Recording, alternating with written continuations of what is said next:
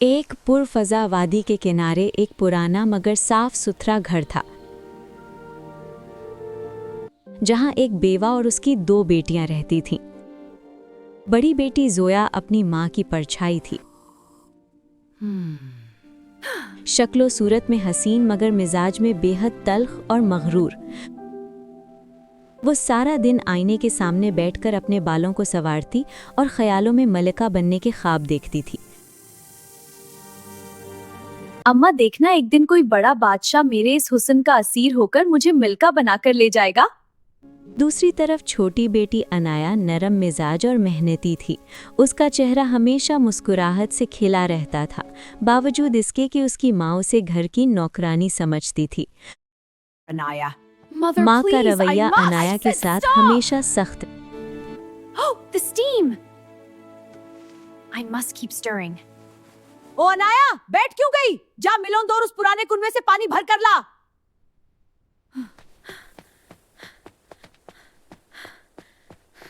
उसे धूप हो या बारिश, मीलों दूर एक पुराने कुएं से पानी भरकर लाना पड़ता था। एक दिन सख्त गर्मी थी। अनाया थकी हारी कुएं पर पहुंची।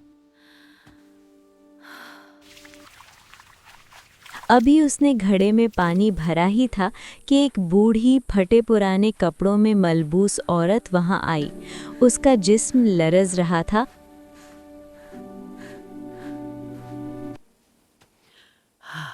और वो बेहद प्यासी लग रही थी। बेटी, क्या इस प्यासी बुढ़िया को 2 घूंट पानी पिलाओगी? अनाया ने बगैर किसी हिचकिचाहट के अपना घड़ा उठाया और बड़े एहतराम से उस बूढ़ी औरत को पानी पिलाया। वो औरत दरअसल एक परी थी जो इंसानी रूप में इम्तिहान लेने आई थी।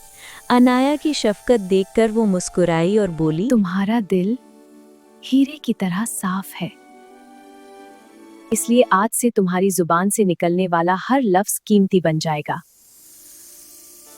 अनाया को समझ न आया, मगर वो दुआ देकर चली गई।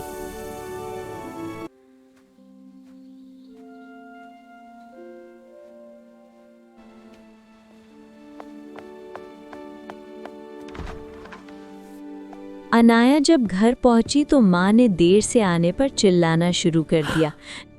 इतनी देर? क्या वहां कुएं पर सो गई थी? जैसे ही अनाया ने माफ़ी मांगने के लिए मुंह खोला, उसके होठों से 2 चमकदार हीरे और 3 हसीन मोती निकलकर फर्श पर गिर पड़े। माँ की आंखें फटी की फटी रह गईं। उसने लालच में अनाया को गले लगा लिया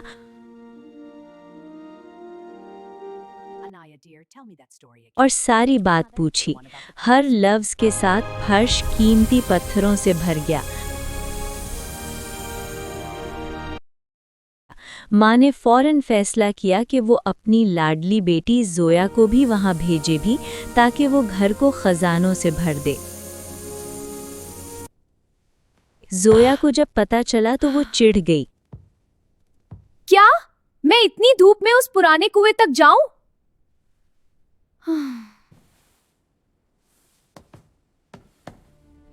मगर लालच में चली गई। वो रास्ते भर रोने और शिकायत करने में मसरूफ थी। ये मिट्टी मेरे जूतों को खराब कर रही है और ये गर्मी मेरी रंगत जला देगी। जब वो कुएं पर पहुंची तो वहां बूढ़ी औरत की जगह एक निहायत खूबसूरत मलिका खड़ी थी, जो परी का दूसरा रूप था। मलिका ने जोया से पानी मांगा। लड़की, क्या मुझे थोड़ा पानी पिलाओगी? मैं अपना प्याला भूल आई हूँ।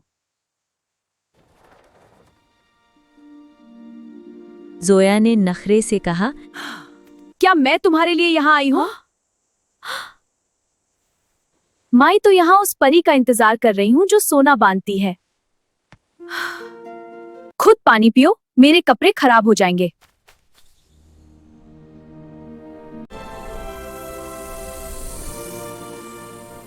परी अपने असली रूप में आई और गुस्से में कहा, तुम्हारी बदजुबानी का सिला तुम्हें जरूर मिलेगा। can't believe this. This is Zoya ridiculous. गुर्राती हुई घर Wait till वापस I आई। get there. माँ ने दरवाजे पर ही पूछा, बेटी क्या लाई हो? जोया ने जैसे ही मुंह खोला, हीरों की जगह 2 जहरीले सांप और 3 बदशक्ल मेंढक उसके मुंह से निकलकर फर्श पर गिरने लगे। माँ चीख उठी और पीछे हट गई। जोया जितना रोने और चिल्लाने की कोशिश करती, उतने ही ज्यादा बिच्छू और मेंढक उसके गले से निकलते। घर का फर्श जानवरों से भर गया। माँ ने गुस्से में अनाया को ही जिम्मेदार ठहराया चली जा यहाँ से। तेरी मनहूसियत ने मेरी बेटी का ये हाल किया है। और उसे डंडे मारकर घर से निकाल दिया। अनाया रोती हुई जंगल की तरफ निकल गई।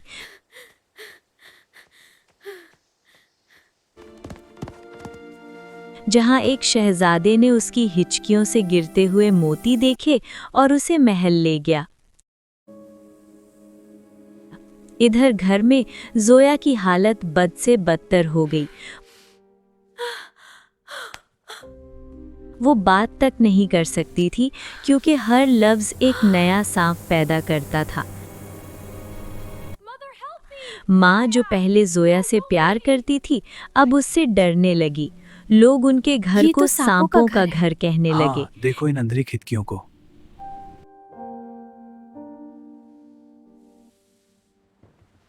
एक रात माँ ने तंग आकर अपनी ही लाडली बेटी जोया को घर से निकाल दिया। चली जा यहाँ से। तेरी वजह से कोई मेरे करीब नहीं आता। माँ प्लीज। शहजादा अनाया को महल के अजीमुशान दरवाजे पर ले गया। मलका आलिया और बादशाह ने हैरत से इस अनजान लड़की को देखा। अब्बा हुजूर, ये लड़की कोई आम लड़की नहीं, इसके हर आंसू में एक मुआजिजा है। जब अनाया ने उनका एहतराम किया तो उसके होंठों से हीरे गिरने लगे। बादशाह और मलका उसकी सादगी और मिठास से मुतासिर हो गए। ऐसी सादिक और प्यारी लड़की ही हमारे महल की मलका बनने के काबिल है। अगली ही सुबह महल में जश्न और शादी की तैयारियां शुरू हो गईं। अनाया को मलका के लिबास में सजाया गया। अनाया और शहजादी की शादी एक पुरवकार तकरीब में हुई। पूरी रियाया ने अपनी नई मलका का दिल से इस्तकबाल किया। वहां पुराने घर में अंधेरा और खामोशी राज करने लगी। जोया अब जंगल में दर दर की ठोकरें खा रही थी। उसकी हर आह से एक नया बिच्छू पैदा होता। माँ पछतावे की आग में जलती रही, लेकिन अब बहुत देर हो चुकी थी। अनाया मलका बनने के बाद भी अपनी सादगी और रहमदिली न भूली। वो अक्सर महल से बाहर निकलकर गरीबों की मदद करती। उसकी सच्चाई और नरम मिजाज की वजह से पूरी रियाया उस पर जान छिड़कती थी। अनाया जब भी गलियों से गुजरती, लोग उस पर फूलों की पत्तियां निछावर करते। माँ अब उस खाली घर में एक जिंदा लाश की तरह रह गई थी। घर के हर कोने से उसे अनाया की हंसी और जोया की चीखें सुनाई देती थीं। उसने लालच में आकर हीरों को चुना था, मगर अब वही हीरे उसे पत्थर लगते थे। इन पत्थरों का मैं क्या करूं, जब मेरे पास मेरी बेटियां ही नहीं रही।